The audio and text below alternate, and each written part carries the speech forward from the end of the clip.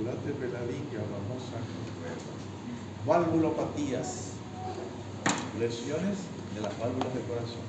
Empezamos con la lesión en la válvula mitral, válvula auriculoventricular entre aurícula izquierda y ventrículo izquierdo. Lo digo esto porque a veces se confunden inclusive, ¿no? Y vamos para adelante. Ya saben, anatomía. Las lesiones valvulares reumáticas predominan en el corazón izquierdo, eso ya lo dijimos, y en el derecho pueden ser congénitas. Creo que ya lo hablamos. La válvula mitral se afecta en un 85% de los casos. Aquí quiere decir de que la válvula mitral es la que más se afecta.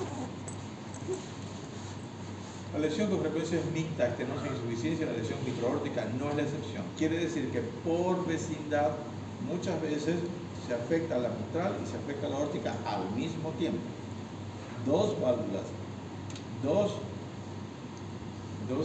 patologías, una patología en dos válvulas al mismo tiempo. El problema diagnóstico en la valvulopatía combinada se debe a que unas enmascaran hemodinámicamente a las otras. En la clínica, cuando hay una lesión aórtica y una lesión mitral, ejemplo, la lesión mitral es más de insuficiencia, la lesión aórtica es más de estenosis. El soplo va a ser en el mismo momento del ciclo cardíaco, en la sístole. Entonces ahí va a ser difícil delimitar hasta qué punto es uno o el otro soplo al escuchar, no en el ecocardiograma. Ahí se define. Pero al escuchar, como el ruido aórtico es más intenso que el mitral, más aún si es insuficiencia, entonces se escucha casi en todo el precordio. Va a ser difícil de decir, bueno, el aórtico y el mitral, cuánto porcentaje de aórtico, cuánto porcentaje de mitral. Eso es lo que quiere decir de que cuando hay valvulopatía combinada, unas se enmascaran hemodinámicamente a la otra. Pero esa hemodinámica se puede detectar con la clínica. Estenosis mitral, etiología y tipos anatómicos. En la estenosis mitral, el paso de la sangre de la diástole del aurículo ventrículo resulta difícil y turbulento. Esa es una consecuencia de que la válvula no se abra bien. Entonces la sangre no va a tener la posibilidad de pasar al ventrículo. La causa más frecuente es reumática. El 2% de los casos generalmente es más estenosis. Cuando ustedes tienen un paciente que a veces no hay antecedentes, el paciente no tiene síntomas, pero por ahí les dice que tuvo dolor en la articular en algún momento que le dificultaron la deambulación. Después de 10 años viene a la consulta por otra causa. Ustedes auscultan y escuchan un soplo. Si es mujer, lo más probable es que sea una lesión mitral. Y lo más probable de que esa lesión mitral sea estenosis. Así en la teoría. Ahora ya ustedes van a definir eso cuando escuchen el soplo. Están haciendo un diagnóstico por los signos, no por los síntomas. Y escuchan el soplo y ustedes tienen que saber cómo es el soplo de la estenosis mitral para poder caracterizarlo y ahí identificarlo.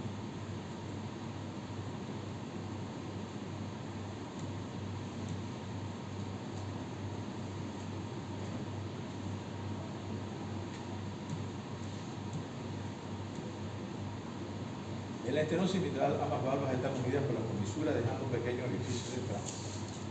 Así son las válvulas, se unen las comisuras y al medio dejan un pequeño orificio.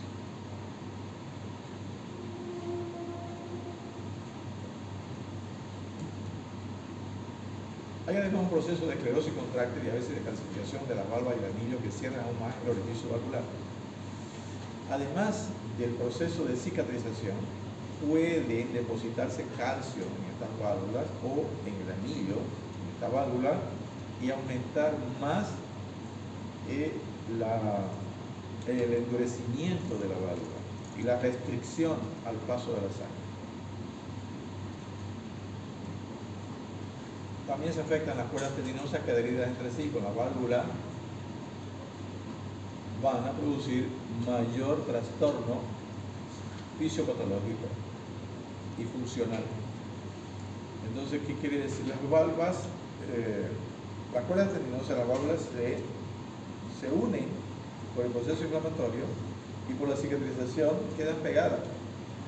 Y toda cicatriz es retráctil, se van a retraer y van a traccionar las válvulas. Eso va a ocasionar un trastorno estructural en esa válvula y en el mismo corazón. Otras causas de estenosis mitral. Tenemos el mixoma auricular. El mixoma es un tumor pediculado que generalmente está en la pared de la aurícula izquierda y que, como es pediculado, se mueve bastante, y en la diástole ventricular, no debería decir diástole ventricular, debería decir diástole nomás, pero como tenemos que hacer de que ustedes entiendan bien, diástole ventricular o sístole auricular se coloca por la sangre que va a pasar al ventrículo, va y obstruye el orificio de la válvula sin que la válvula tenga nada. La válvula es normal, es el mixoma el que obstruye el paso de la sangre. Entonces va a tener las características de una estenosis sincera. Trombo auricular gigante es una complicación de la estenosis mitral reumática. Cuando hay un trombo auricular gigante, bueno, la mayor parte de las veces puede ser un problema gravísimo.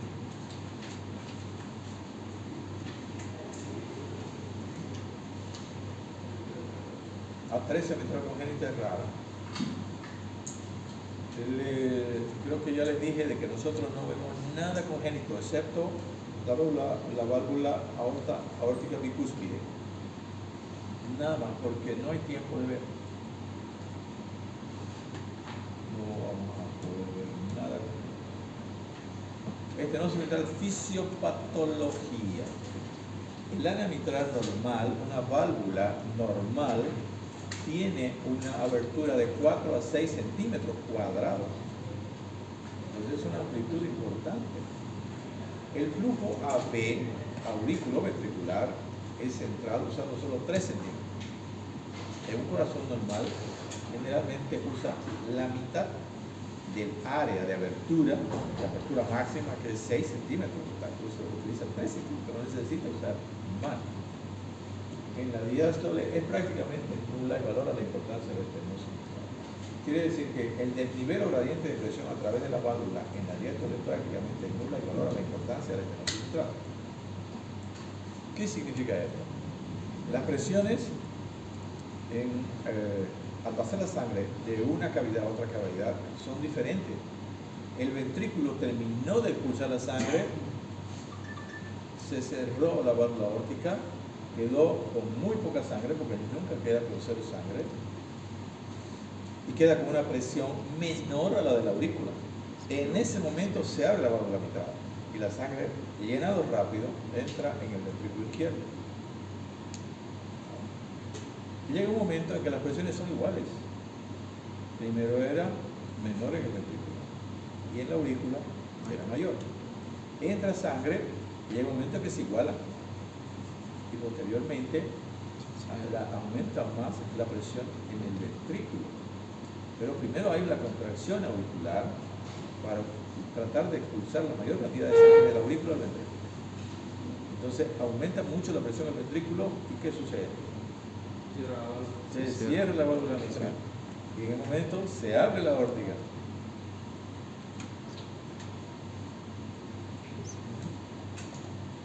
La estenosis mitral determina aumento de la presión en la aurícula izquierda, como ya dijimos, dilatación y tendencia a la fibrilación de las venas y capilares pulmonares, como ya expliqué allá. Pero ¿por qué habla de fibrilación aquí? Para llamar la atención de que cuando una aurícula, izquierda o derecha, se dilata, hay mayor posibilidad de arritmia. ¿Qué tipo de arritmia?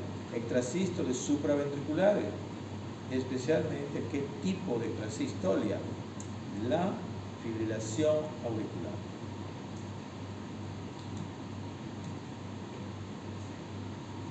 Hay congestión venosa pulmonar visible a los rayos X y manifestación clínica de disnea. Entonces, cuando la sangre congestiona el pulmón, en primera instancia va a haber salida de líquido hacia la parte, hacia el tejido intersticial pulmonar, y después va a haber ese líquido se va a depositar en los alveolos. Entonces nosotros vamos, cuando disfrutamos, estertores peritantes, y en la clínica va a haber disnea. A los rayos X, ¿qué vemos a los rayos X? Vemos un corazón que tiene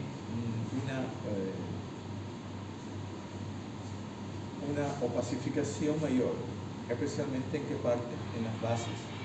Pero no va a ser una opacificación así como un tejido duro o hueso, es como algodón, y que a veces podemos confundirlo, especialmente en la mujer, especialmente si es una mujer que tiene mamas grandes, porque los tejidos se superponen en la radiografía y va a parecer que hay algo de congestión. Entonces ustedes tienen al poner el estetoscopio, al hacer la ausculta, ahí se van a dar cuenta si realmente hay o no hay, para hacer la respectiva relación de su clínica con el examen complementario, como es la radiografía.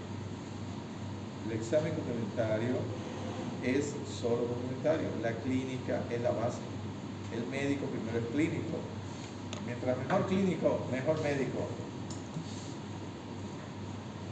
Hay aumento equivalente de la presión arterial pulmonar, pero persiste el mismo gradiente de 6 a 11 milímetros entre la PA media de arteria pulmonar y venas pulmonares o aurícula izquierda. Gracias a ello se mantiene el flujo a través de la válvula mitral.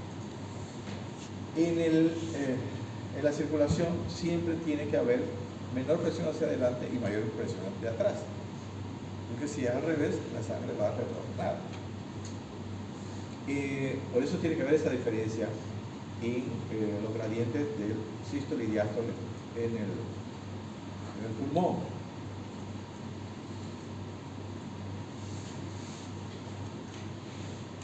Pero a medida que la sangre se va quedando más tiempo en el pulmón, va produciendo una resistencia de los vasos pulmonares. Y esa resistencia va a aumentar las presiones en los pulmones. Y eso le va a dar, como ya vimos, dificultad al vaciamiento del ventrículo derecho.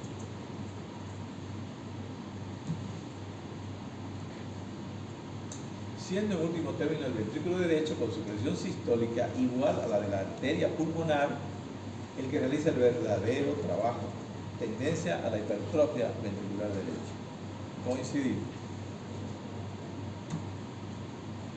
En general, la estenosis mitral se agrava con los años en las presiones, por lo que las manifestaciones clínicas se van modificando de modo progresivo. ¿Qué significa esto? Que esto es un proceso largo en general. Hay una congestión venosa crónica. Esto no es de un día para otro que se me va el corazón y ya empezó con falta de aire. No. Eso es la manifestación aguda de una insuficiencia ventricular izquierda o de una congestión ventricular izquierda. ¿Cuál es la manifestación más frecuente, aguda, de insuficiencia ventricular izquierda o de un trastorno del lado izquierdo con manifestaciones pulmonares? Edema agudo de pulmón. Eso es un trastorno brusco.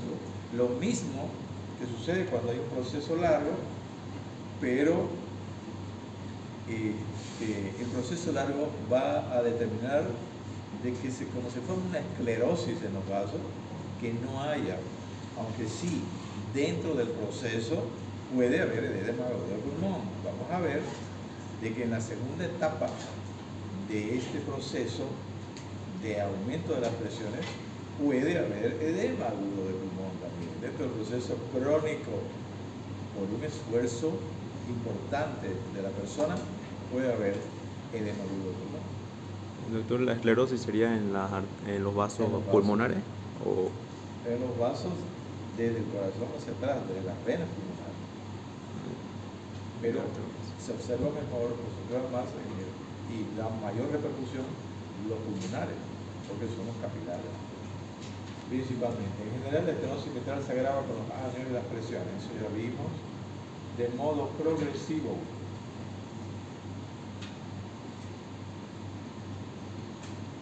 Primera fase, entonces, este es un proceso evolutivo que no tiene, digamos, momentos para decir hasta aquí primera fase, hasta aquí segunda fase, hasta aquí tercera fase clínicamente, pero se la divide de acuerdo a las manifestaciones más importantes, de acuerdo al tiempo. Por ejemplo, primera fase, estenosis mitral leve. La estenosis mitral en la primera fase no va a ser tan importante y eso va a dar manifestaciones que en el pulmón, por ejemplo, que son de ciertas características. Las presiones auricular y venosa pulmonar se mantienen normales o no superan los 12 milímetros de mercurio.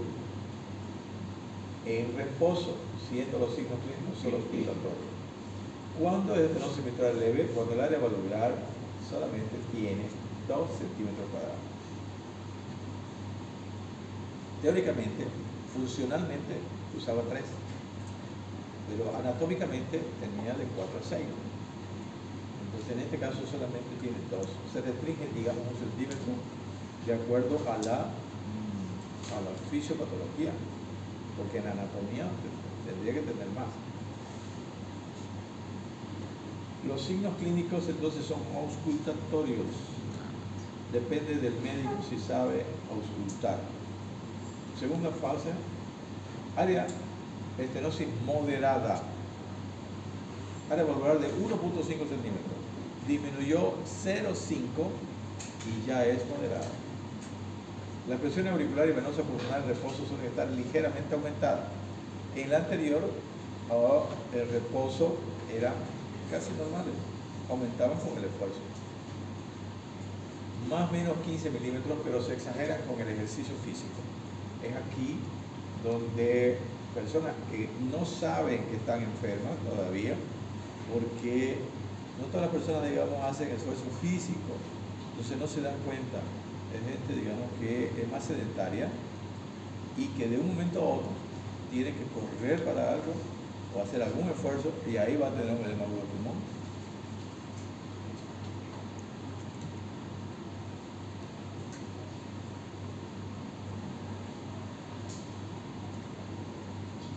Vamos a ver si está fácil 3.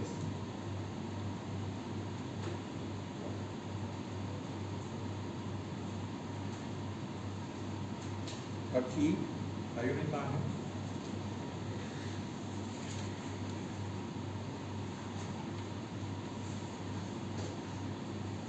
donde se observa la congestión que tiene la aurícula izquierda y los pulmones. Abajo, a la imagen lateral, es el esófago, cómo está empujado hacia atrás por la aurícula izquierda. Ahorita voy a indicar.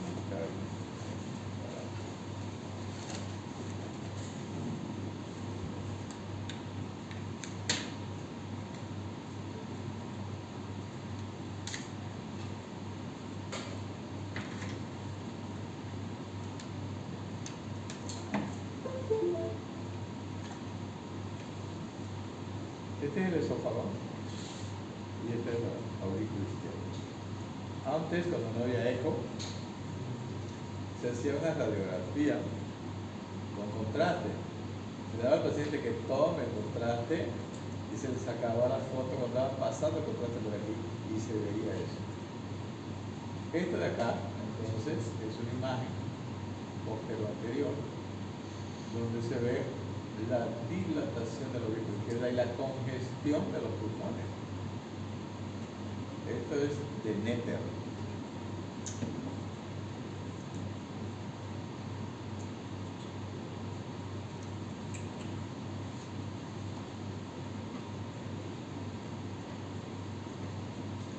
Aquí también vemos la diferencia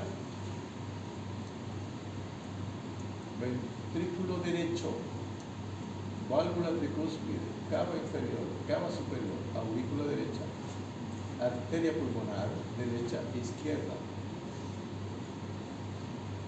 Fíjense la circulación alveolar.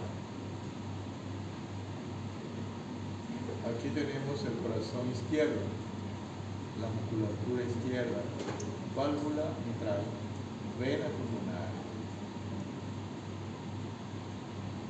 y las otras dos venas pulmonares, estas son para el lado derecho. Cuando hay congestión, así está el punto. Fíjense la dilatación de los capilares arteriales y venosos. Fíjense la hipertrofia del ventrículo derecho. Fíjense la estenosis mitral. Fíjense, comparen esta aurícula con esta aurícula. La aurícula izquierda dilatada. Comparen esta pulmonar con esta pulmonar. Hay lesión de la arteria, de la pared, fibrosis y otras alteraciones.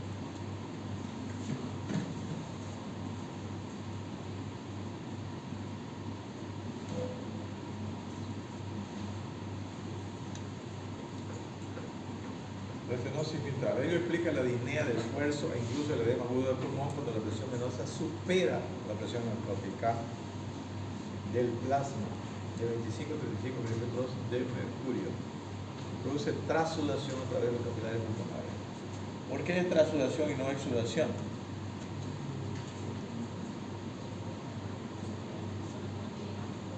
¿Qué es el exudado y el trasudado? No saben todavía.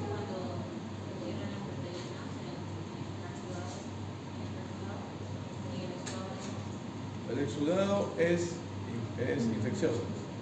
El trasudado no. El trasudado es solamente por presiones que sale el líquido. Entonces, hay otra presión que se tiene en los vasos, además de la presión osmótica. ¿Cuál es la presión que se tiene?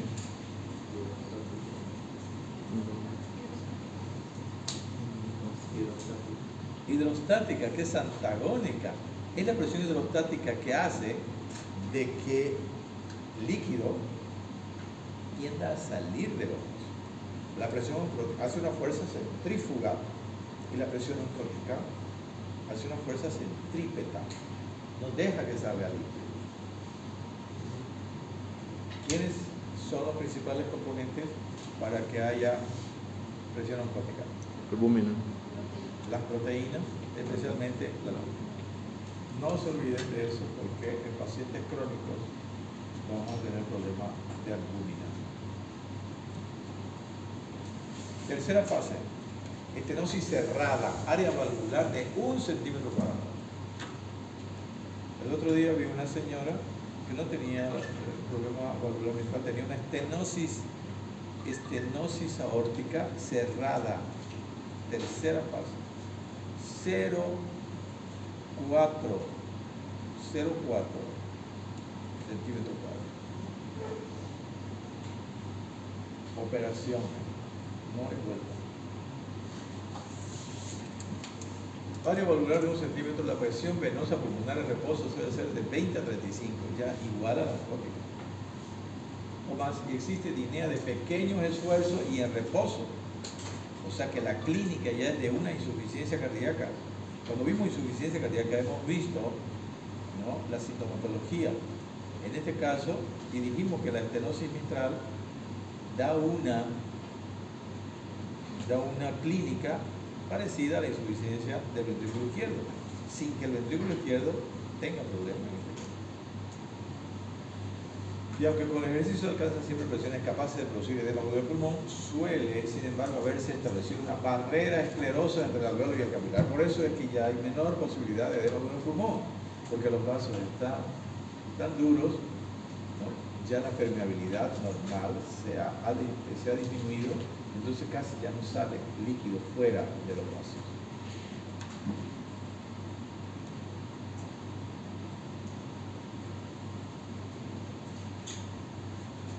Los casos moderados o cerrados de estenosis mitral pueden seguir 2 cursos anatomoclínicos diferentes.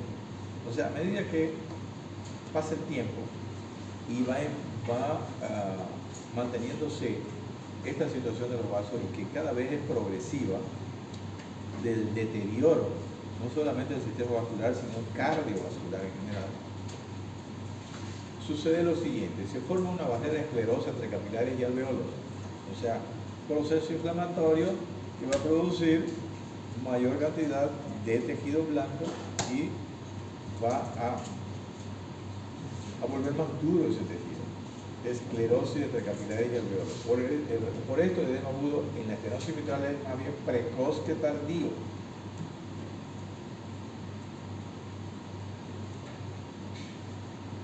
Dos, en 25% de casos se observa gran aumento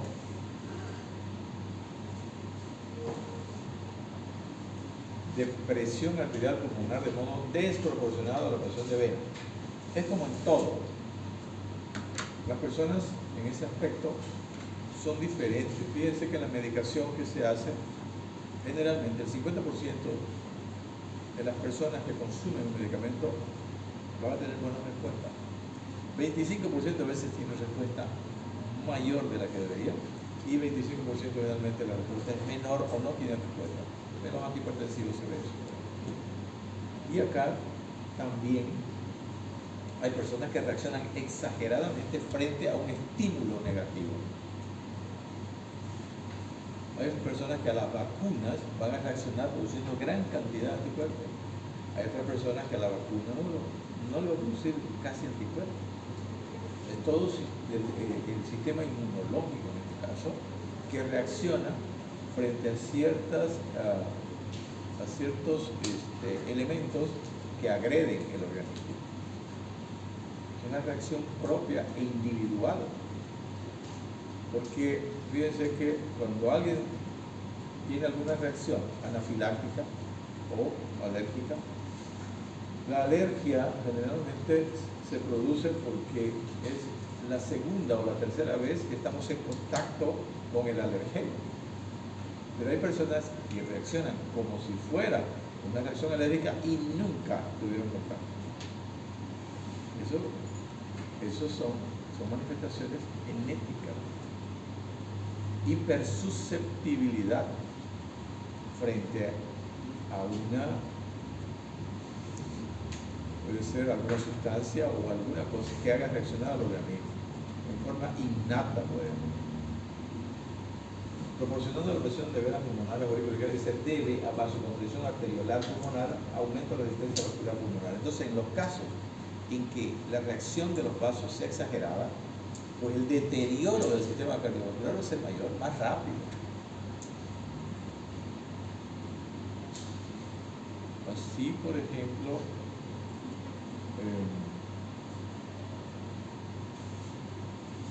en la hipertensión arterial, como ya vimos, hipertensión maligna, se recuerda, que hay personas donde la reacción de los vasos es exagerada, hay una vasoconstricción exagerada y el proceso de deterioro es más rápido, por eso se llama maligna. Y el riñón y los ojos se deterioran más rápidamente, y hace insuficiencia renal, más o menos así es. Parecida a la reacción. Esta resistencia vascular puede ser reversible o irreversible, más en adultos jóvenes con esterosis mitral moderada o cerrada. Hay un aumento importante de la presión arterial pulmonar con sobrecarga del ventriculo derecho y hipertrofia. Entonces, hay un momento al inicio donde esta reacción, si se quita la causa, puede ser reversible. Pero llega un momento posteriormente dentro de la evolución donde ya va a ser irreversible. Como cuando hay problemas, por ejemplo, en este caso, se produce una hipertensión pulmonar, hay un aumento de hay una hipertrofia del ventricular derecho. A la persona la opera, pero ya hay lesiones que no van a retroceder porque son lesiones anatómicas. Pueden disminuir. La hipertensión pulmonar, cuando ya hay una fibrosis, se va a mantener igual. Podría disminuir algo, digamos, dependiendo de una persona a otra, pero no hay medicamentos que modifiquen ya la parte anatómica. Hay un medicamento que disminuye la presión pulmonar que está en etapa de experimentación. El que más usamos antes de la llegada del sildenafil y del tadalafilo, lo único que podemos usar acá era antagonista del calcio, que dice que también algo disminuye. Ahora usamos el sildenafil. Yo uso más tadalafilo. ¿Por qué uso tadalafilo? Porque el tadalafilo tiene una acción más retardada. Y eso puede, por lo menos, evitar que el proceso sea muy rápido. Porque hay personas que ya han hecho tanta lesión que aunque se las opere, ya no van a tener una vida aceptable. Hay un deterioro importantísimo del sistema cardiovascular y de la hipertensión pulmonar. Ese ventrículo derecho va a seguir teniendo dificultades en vaciarse.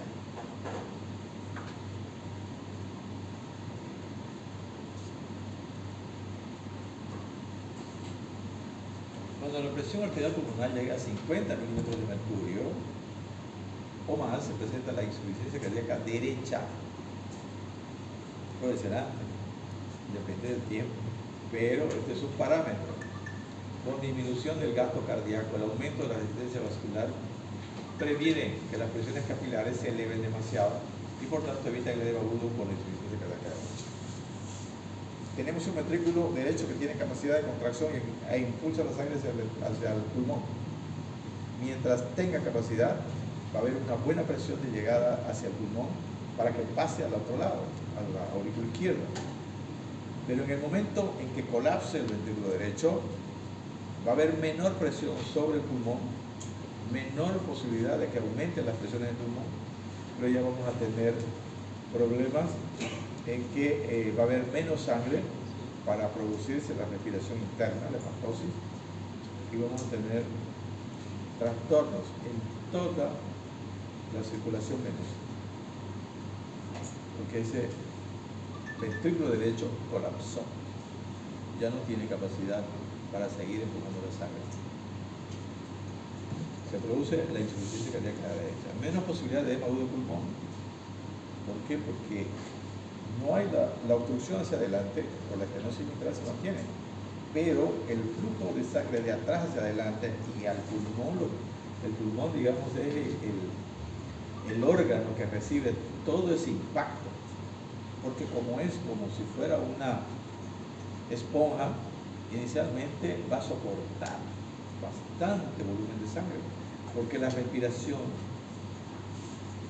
interna solamente se hace con 2/3 de los vasos del pulmón, los 2/3 inferiores. El tercio superior un poco se ocupa, dependiendo si la persona está en reposo, porque si está haciendo ejercicio o esfuerzo, también llega ahí para mejorar la respiración interna. Pero cuando está en reposo no necesita. En este caso, todo se nota que los vasos en la radiografía ya se lo observa en el tercio superior. ¿Por qué? Porque abajo está tanta presión que busca otro lugar.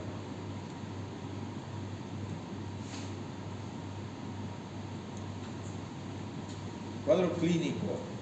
Todas esas alteraciones, ¿no?, se van a manifestar clínicamente. En la etapa leve, por ejemplo, en la estenosis mitral leve, no hay síntomas clínicos.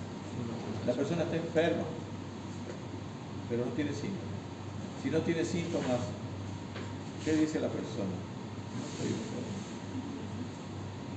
Y a mí me sorprendió cuando estábamos en la etapa del COVID, la entrevistaron a una médica que tenía algún nivel seguro, y ella dijo que si la persona no tenía síntomas no estaba enferma. A mí me pareció que se equivocó, porque hay personas que no tienen síntomas y están enfermas. Entonces, en este caso no hay síntomas clínicos y la persona tiene una estenosis mitral leve. La estenosis mitral moderada, generalmente 10 a 20 años del brote inicial de fiebre reumática. 10 a 20 años de que la persona tuvo un proceso de artritis, por ejemplo, o se inició en la afectación del corazón.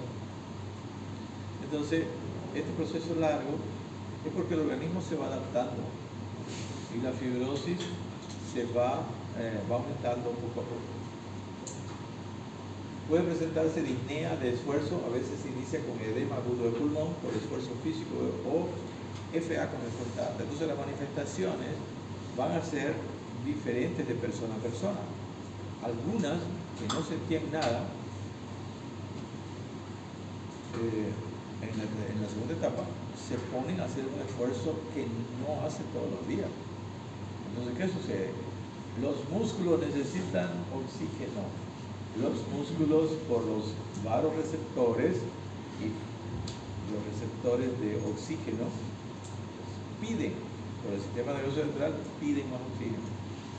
Entonces el corazón tiene que trabajar más rápido para llevar oxígeno a los músculos. ¿Y qué sucede? Se acumula la sangre en el pulmón y explota edema. O si no, la dilatación de la aurícula va a hacer de que ya múltiples focos de marcapasos diferentes aparezcan en las paredes auriculares y se produce la fibrilación auricular. Generalmente la fibrilación auricular es uno de los problemas, además de la arritmia en sí, es que es de respuesta o de alta respuesta ventricular, porque se producen 400 a 600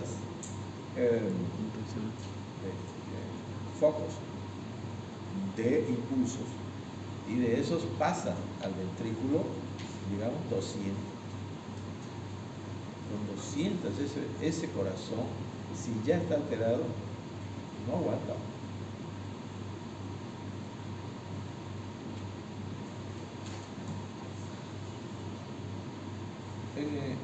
En la estenosis mitral importante cerrada, después de más de 10 años del comienzo de los síntomas, hay disnea, esfuerzos mínimos, ya está en reposo frecuente, ortornea, nocturna y DPN, aparece edema de miembros inferiores. Entonces, en la tercera etapa ya es una insuficiencia cardíaca, o sea, manifestaciones de insuficiencia cardíaca con disnea importante por la congestión pulmonar, pero ya con manifestaciones derechas importantes, todo el sistema venoso. Pero puede tener ortornea nocturna, disnea paroxística nocturna y edema de miembros inferiores porque ya el lado derecho también se alteró. A la inspección, exploración física, solo en la estenosis mitral grave, en la insuficiencia cardíaca derecha con disminución del gasto cardíaco. Ahí se va a notar las manifestaciones clínicas físicas.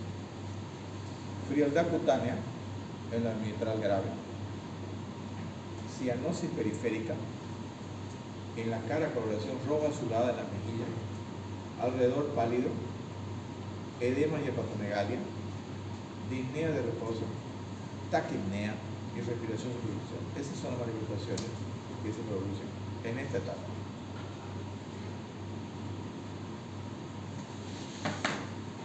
Para que no, a mí me gustaría tomar lista, pero voy a demorar, ¿no? Y necesitamos tiempo. Entonces se produce como un shock, digamos, ¿no? Como con hipovolemia, porque hay piel fría y hay cianosis periférica. La cianosis es por disminución del nivel de oxígeno en sangre. Doctor, ¿y esto podría llevar a un shock obstructivo? ¿A un cómo? A un shock obstructivo se podría llevar. ¿Obstructivo? Ajá. ¿En qué sentido? Que haya coagulación.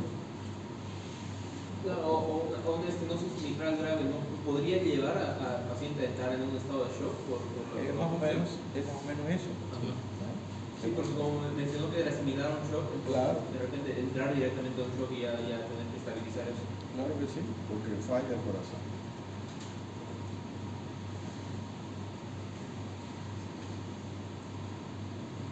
Palpación precordial, auscultación. ¿Cómo se hace la clínica el examen físico. A veces se palpa el chasquido de apertura mitral y el soplo diastólico. ¿Qué es chasquido? Semiología. Chasquido.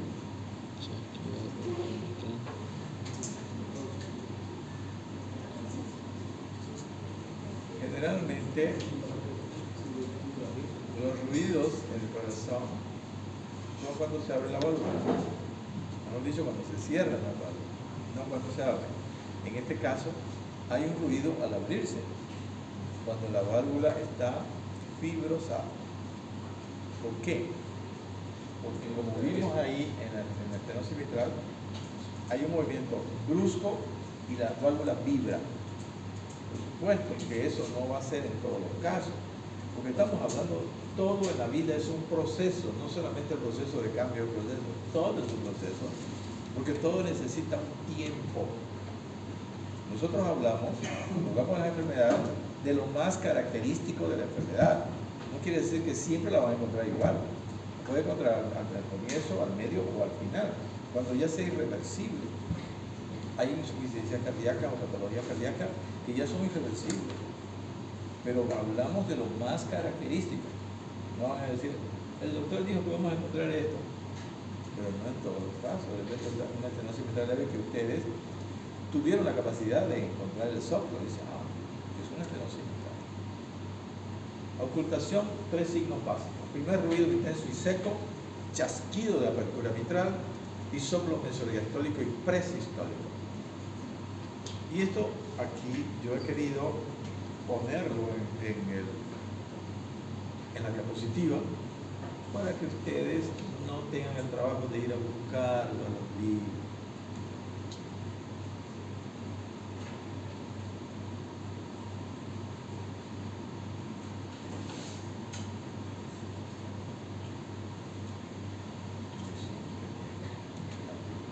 Primer, ruido intenso y seco. ¿Por qué? ¿Cuál es la fisiopatología del primer ruido intenso y seco? Primero, ¿por qué se produce el primer ruido? Cierre de las válvulas auriculoventriculares. Tiene dos componentes.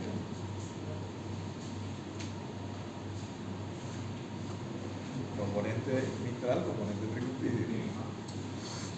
Hay que tener en cuenta eso, más que todo en el segundo ruido, porque en el segundo ruido hay diferencia en el cierre. En el primero generalmente no hay, son al mismo tiempo. En el segundo ruido sí, por eso es importante saber los componentes de los ruidos. Si fuera una sola válvula la que se cierra, no había problema, pero son dos que se cierran en el primer ruido y dos que se cierran en el segundo ruido. Eso es fisiopatología, eso es semiología, y ustedes tienen que saberlo.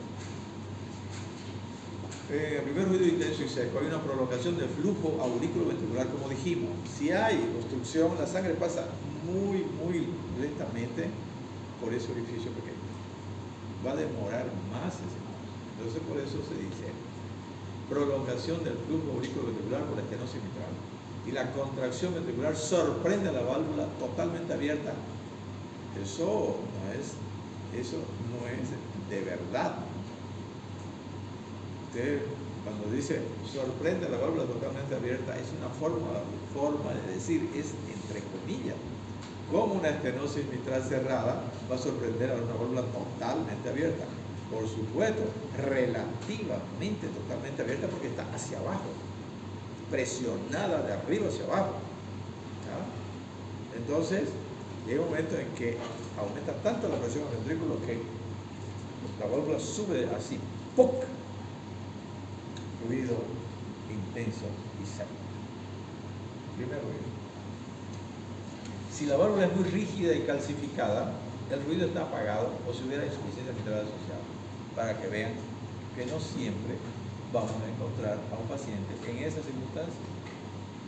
No si una estenosis mitral leve tampoco vamos a escuchar.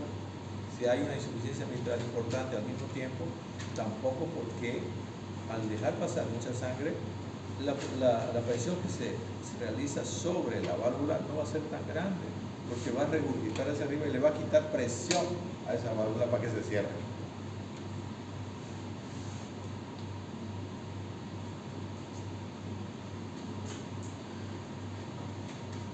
Esa es la explicación del primer signo, ¿no?, de la ausculta de una estenosis mitral. Segundo signo, chasquido o clic también se llama, de apertura mitral.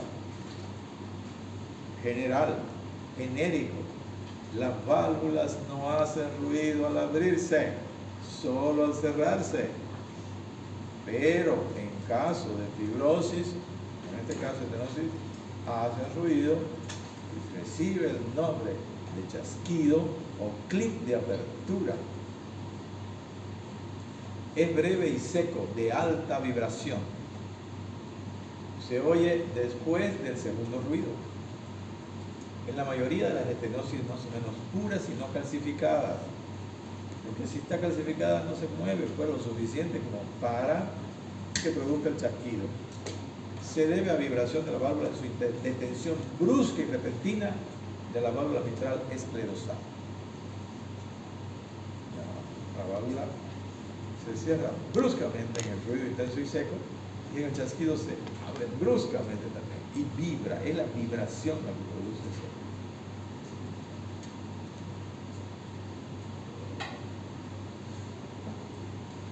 Se escucha en todo el precordio el chasquido, en todo el precordio, bajo la membrana en borde terminal izquierdo. Estoy hablando de la membrana del estetoscopio. Se escucha mejor con la membrana del estetoscopio. ¿Qué ruido se escucha con la membrana y qué ruido se escucha con la campana?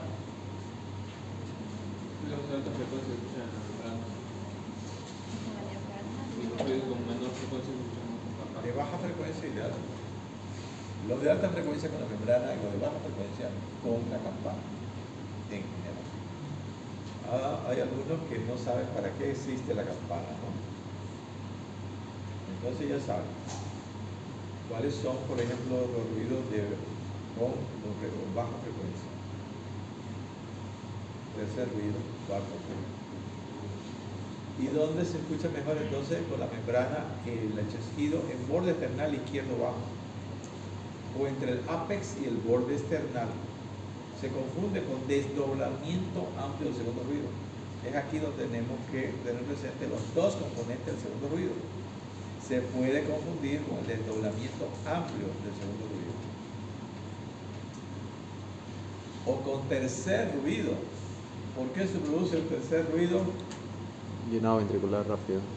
¿Por qué se produce el tercer ruido? Por una insuficiencia golpe de ariete de la sangre. ¿Por qué se produce el tercer ruido? Por insuficiencia cardíaca. No es la respuesta. Luego van a decir, el doctor quiere que nosotros respondamos como él piensa, pero no es la respuesta. ¿Qué es lo que produce realmente el tercer ruido? La vibración de las paredes delgadas del corazón dilatado. ¿Y en qué momento? Claro, en el llenado rápido. Pero esa no es la causa. La causa es la vibración del músculo. ¿Por qué? Por el llenado rápido. Es la segunda respuesta. Se produce entonces 0.03 a 0.10 el cierre órtico y es más temprano mientras más cerrada la estenosis. ¿Por qué hay más presión? Por la presión auricular elevada que abre la válvula en forma precoz. Mientras más presión valvular, la válvula mitral se va a abrir más, de forma más prematura.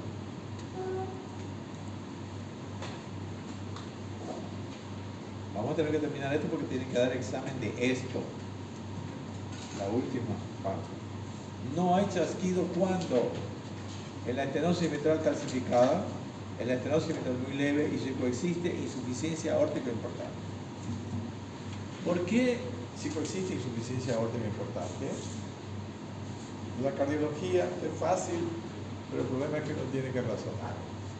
Y cuando uno razona, tiene que tener bases para razonar, bases firmes, fijas, ¿no?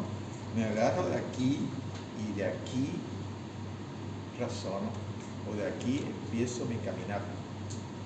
Podemos decir de que la primera parte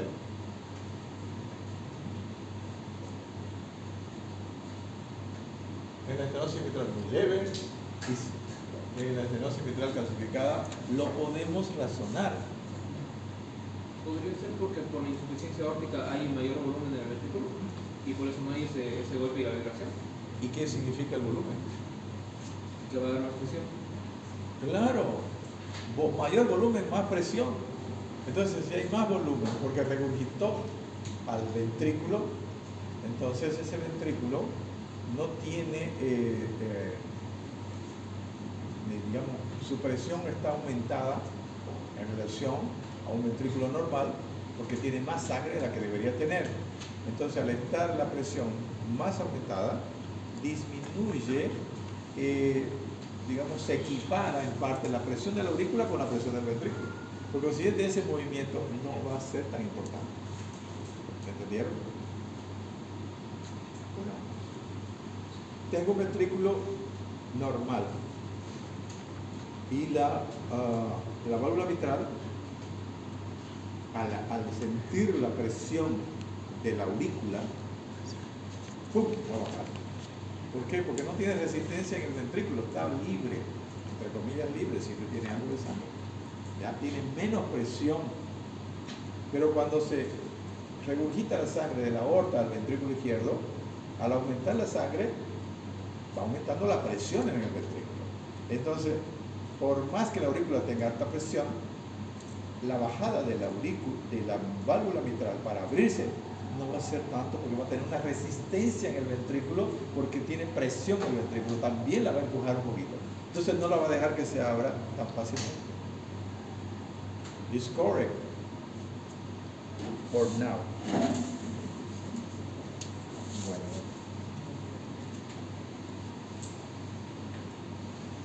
Soplo mesodiastólico comienza justo después del chasquido de apertura. El soplo mesodiastólico se dice porque es en el momento donde hay mayor flujo auricular ventricular. Es áspero y de muy baja frecuencia, con la campana. Recuerda el redoble de tambor. ¿Cómo es el redoble de tambor? Trunta, trunta, trunta, trunta, trunta, trunta. Así se escucha. Esa es la onomatopeya. Recuerda el redoble de tambor, se oye en la punta y mejor en posición de pachón. ¿Cuál es la posición de pachón? Del cúbito lateral izquierdo, porque el corazón se pega al tórax, o se aproxima al tórax y se puede escuchar. O después de ejercicio físico, porque hay una contracción más importante. La intensidad del soplo no tiene relación con el grado de estenosis y su duración. Las personas piensan de que al ser un soplo más fuerte, entre comillas, más intenso, la lesión va a ser mayor. Igual en los shunt, donde hay espacios que se comunican entre la aurícula o el ventrículo, más que todo en el ventrículo, donde hay un soplo importante, ¿no? Porque tiene una mejor contracción. En este caso,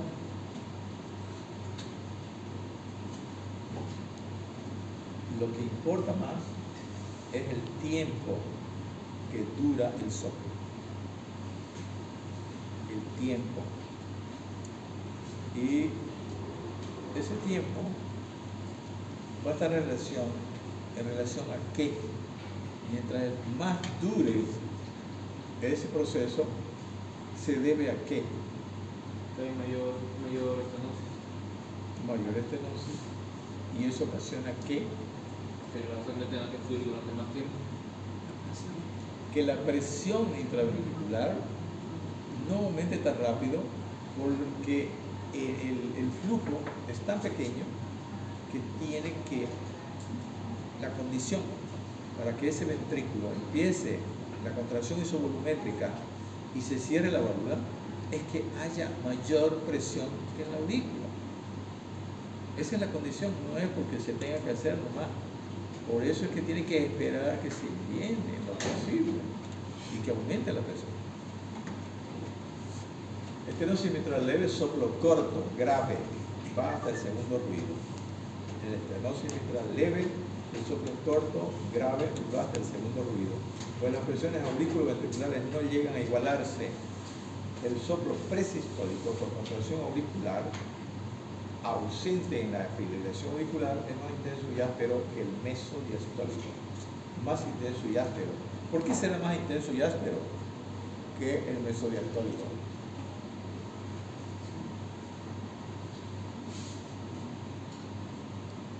Porque la contracción auricular es más enérgica, porque solamente la diferencia de presiones entre aurícula y ventrícula, y cuando pasa en la etapa de llenado rápido, ¿no? Ahí solamente hay diferencia de presiones.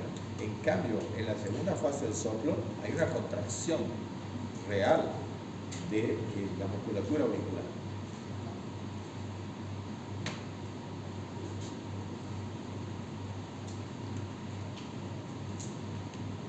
En la estenosis mitral, el soplo mesodiastólico puede quedar enmascarado por el soplo diastólico aórtico.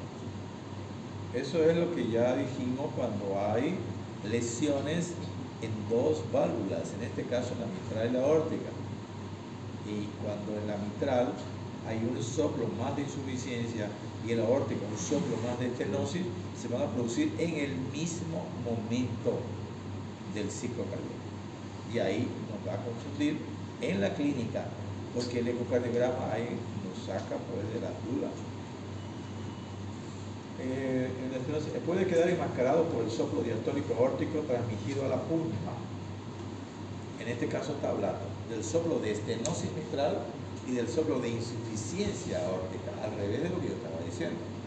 Yo estaba hablando de un soplo de insuficiencia mitral y un soplo de estenosis aórtica. Aquí está hablando de un soplo de, fíjense que yo tengo que mirarle porque si no me voy a confundir. Yo hablaba de un soplo de insuficiencia mitral, regurgitación, y un soplo de estenosis aórtica, eyección. Al revés del ejemplo, un soplo de insuficiencia aórtica y un soplo de estenosis mitral. ¿Sí? Porque se producen en la diástole los dos. El otro se produce en la sístole.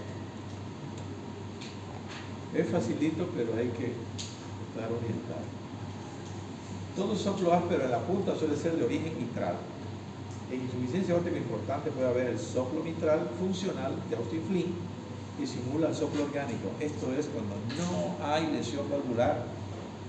Cuando no hay lesión valvular y hay solo insuficiencia aórtica, el proceso de cierre de la válvula, como ya dijimos, es por aumento de volumen de sangre en el ventrículo y por aumento de la presión. No se abrió todavía, o sea, está abierta la válvula mitral y es regurgitación aórtica. Entonces aumenta más rápido la sangre en el ventrículo izquierdo. Por consiguiente, la válvula que estaba inicialmente así, llenado rápido ventricular, al aumentar la sangre que viene de la aorta, aumenta la presión en el ventrículo y la válvula empieza a cerrarse. Empieza a cerrarse y en el momento de la contracción auricular, esa válvula está semicerrada. Por eso va a ocasionar un soplo, pero no es un soplo orgánico, es un soplo funcional. Por eso se llama soplo funcional de Austin Flint, que simula un soplo de estenosis mitral. Esa es la versión es para comparar, para hacer diagnóstico diferencial del soplo. Radiografía del tórax. Es más frecuente que la estenosis mitral no origine cardiomegalia, porque el ventrículo izquierdo en general no se distiende, no se dilata. Pero claro, esa es la fase, digamos, más común en relación al momento en que se hace el diagnóstico. Porque no vamos a esperar ya que el corazón esté deshecho porque esa persona ya ha tenido síntomas, ha tenido que ser vista antes. Y en ese caso todavía no llega a tener un ventrículo derecho demasiado grande, digamos. Sí la aurícula, pero por eso vamos a ver cuáles son las características en la radiografía. Signo fundamental de la estenosis mitral pura: agrandamiento de la aurícula izquierda. Cuarto arco a izquierda y doble contorno a la derecha son las características principales. Ustedes ya saben interpretar la geografía tórax, ¿no? Pero vamos a hablar de este aspecto específico. Esto es lo más característico, no lo van a ver siempre también, no hablamos de eso, porque esta materia, ¿no?, les da a ustedes las pautas más frecuentes y más importantes. No tanto los detalles, y lo último son las bases para que a partir de aquí ustedes se eleven con más conocimiento.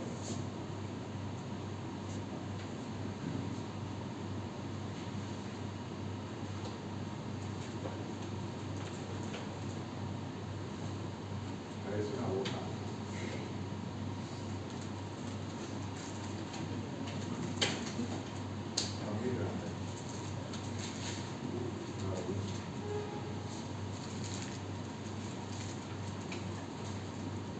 Línea media.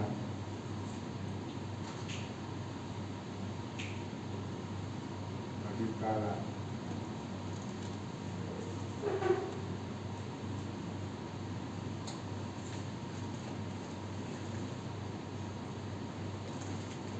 La columna. ¿Cuántos arcos hay a la izquierda? 3. Primer arco de arriba hacia abajo. Cordón aórtico. Segundo arco.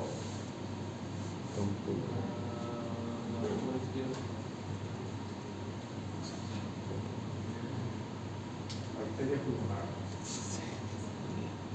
Tercer arco. Ventrículo izquierdo. A la derecha, ¿cuántos arcos? 2. De arriba hacia abajo. Cavas. Venadas superior y el ventrículo derecho. Arco inferior. Aurículo derecho. ¿Qué es lo que se ve característico de estenosis mitral?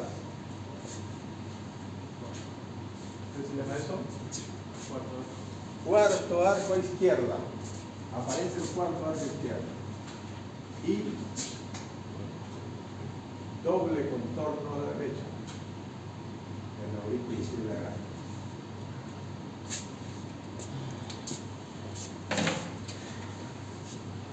Son pautas específicas, ¿no? Ya ustedes lo digieren. Y si no pueden digerirlo, tomen algún medicamento que tenga pancreatina, lipase.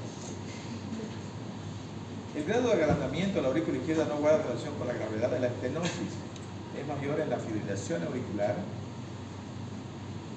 en la estenosis mitral leve, pero de larga data, y sobre todo si existe insuficiencia mitral.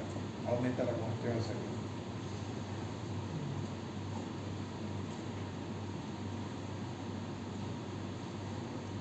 ¿Cómo se ven los campos pulmonares? Como se recuerdan ahorita, la circulación venosa en campo pulmonar, aumento de esta circulación, las líneas B de Kerley pueden aparecer, dilatación de la arteria pulmonar en estenosis mitral crónica, hipertensión pulmonar con obstrucción de arterias distales, no construcción. Entonces, generalmente, la circulación es los 2/3 de todos. ¿Por qué? Aparte porque no se necesita tanto, como está en reposo y por la gravedad de la tierra, ¿no? Tiende a bajar. Cuando hay una estenosis, entonces van a aparecer los vasos acá. Por lo menos ustedes tienen que saber eso. No es porque yo quiera disminuirlo, sino porque hay varios signos. Por ejemplo, cuando hay una hipertensión bastante importante, los vasos no llegan a la periferia. Es difícil de ver eso, pero eso existe ya. Pero por lo menos ustedes deberían conocer esto y estar conscientes de esto, ¿no?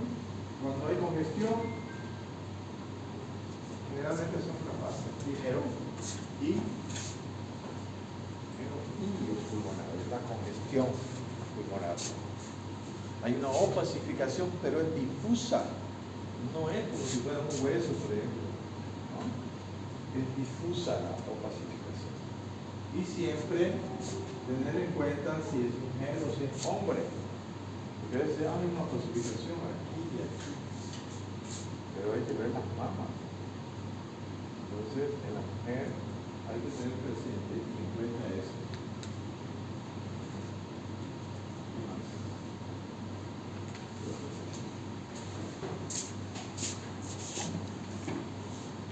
Las líneas B de Kerley es cuando hay un proceso de derrame pleural, por ejemplo, y quedan unas líneas en la parte de la base o en el tercio inferior de los pulmones, ¿no?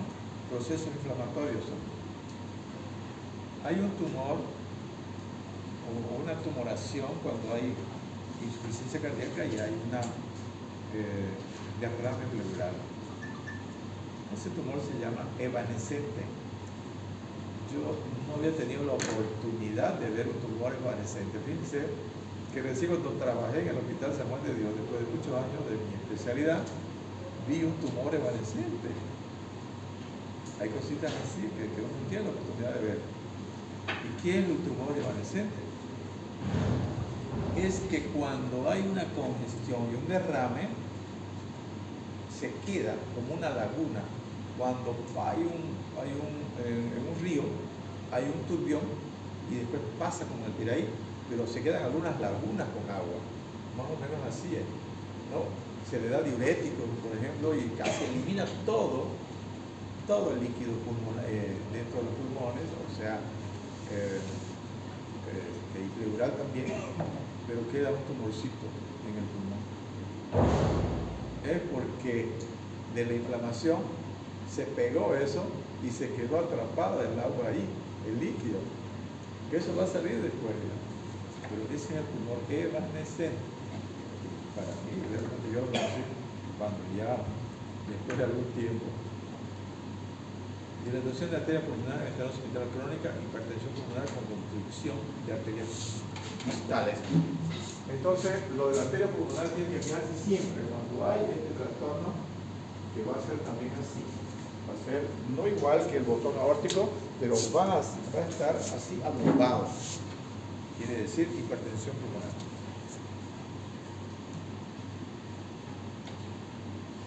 Electrocardiograma. Si no hay FA, es decir, fibrilación auricular, arritmia, por dilatación de la aurícula izquierda, moderada y severa, onda P de más de 0,12 segundos de duración es electroauricular izquierda, la hipertrofia derecha denota hipertensión pulmonar.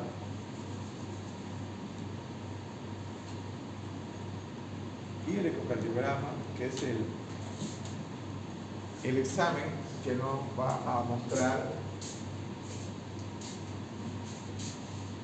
todas las características anatómicas y funcionales o fisiopatológicas del trastorno. Era lo que yo quería mostrarles en el electro, sí. Unos compañeros nos tuvo un Yo le pasé un ecocardiograma en el grupo también. Me pasó a mí. Ajá, lo pasé al grupo. Ah, está bien. Ya. ¿Qué quieren que les explique el ecocardiograma? El ecocardiograma es un examen que se realiza con ultrasonido por medio de un transductor. Hay el ecocardiograma que se hace transtorácico, hay el ecocardiograma que se hace por vía endoscópica, ¿no? Pero son en algunas oportunidades. Se utiliza el modo bidimensional principalmente porque se ve al corazón en una imagen real funcionando, se sacan imágenes que ya están predeterminadas de los diferentes sectores del corazón. Hay el Doppler también, el Doppler continuo, porque el color para ver el aspecto donde los flujos de la sangre, ¿no? Los zoom de izquierda a derecha, las reubicaciones, la polopatía, mide el tamaño del corazón, mide el grosor de las paredes, mide el orificio, en este caso de la estenosis, el movimiento de las válvulas, la función del corazón, la fracción de eyección que ustedes conocen. Eso mide el ecocardiograma.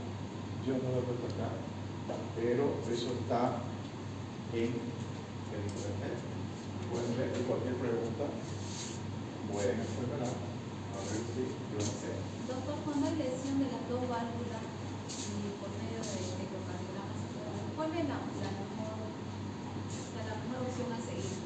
¿Por sustituir las válvulas de forma mecánica o biológica en pacientes mayores de 60 años? En el tratamiento ya de la valvulopatía hay que cambiar la válvula.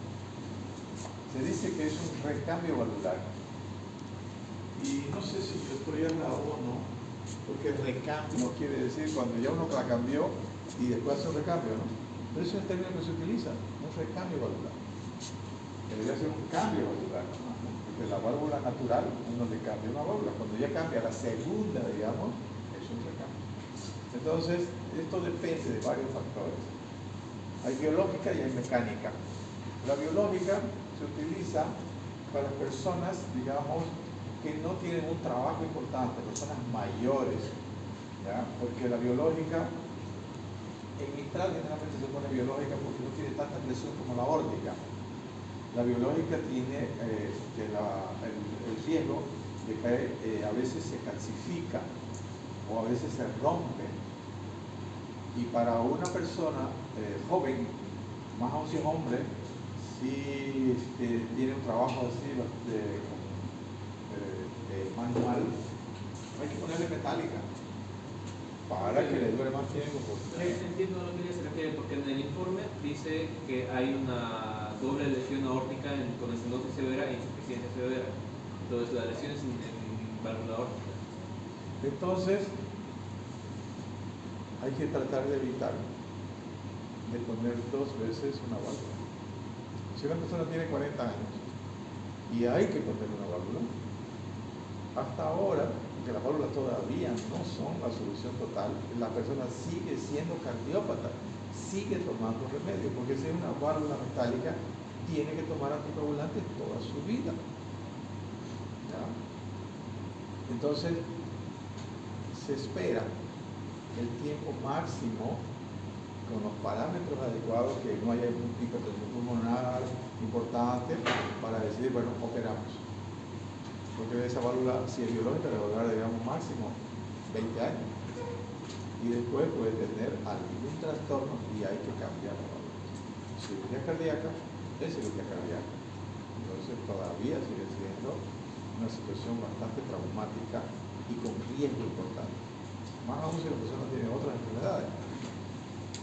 Entonces, en el electrocardiograma, ¿cómo se ve la aurícula izquierda o las aurículas?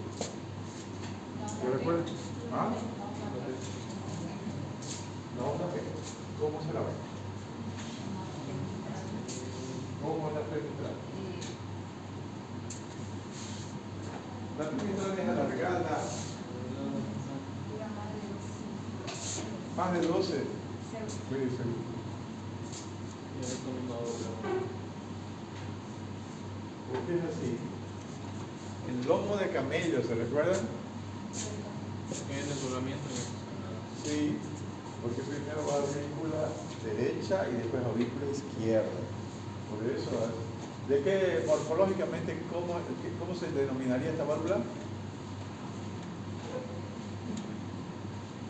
¿De no? Morfológicamente, ¿cómo sería? Bifásica, bimodal. Bimodal. Sí. Claro, porque bifásica tiene 2 fases eléctricas. Sí. De la línea de base hacia arriba positiva, de la línea de base hacia abajo negativa.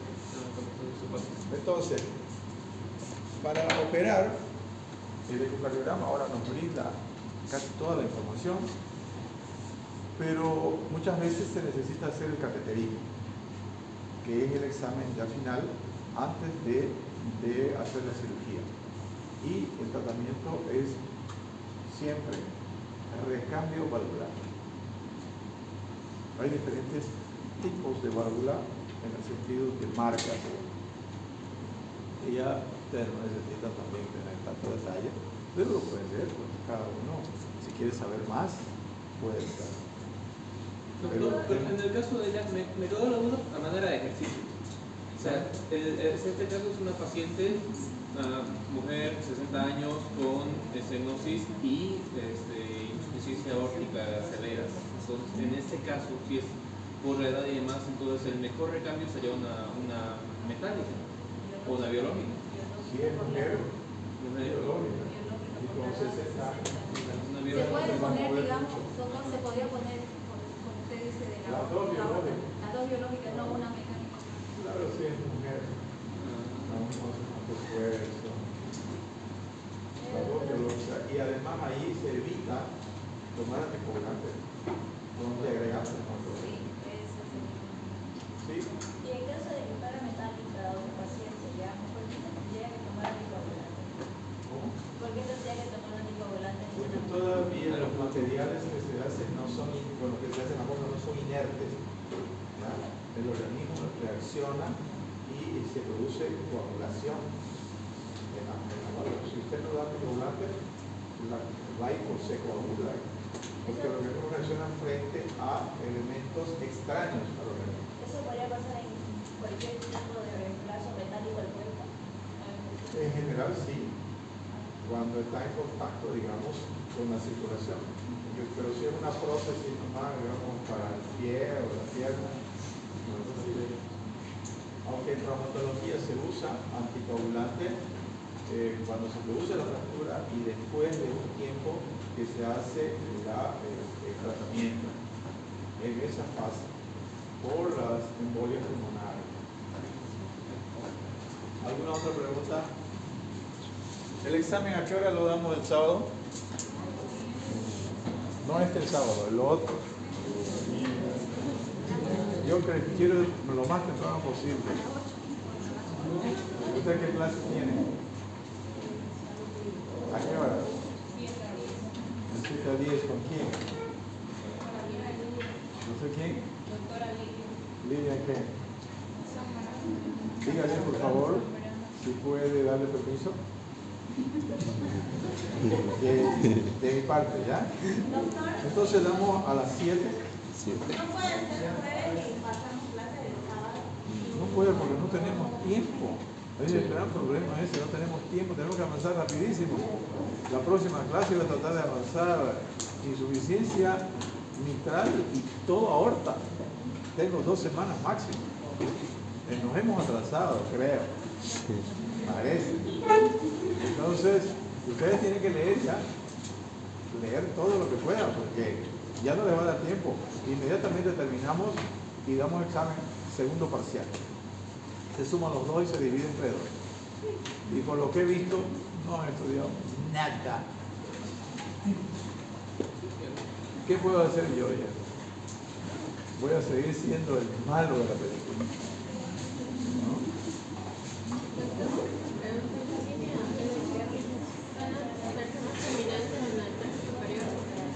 Inferior. Aquí. Así es. No, eso es por congestión. Cualquier cosa que dé congestión, insuficiencia cardíaca, puede dar esa misma. No es más, entonces,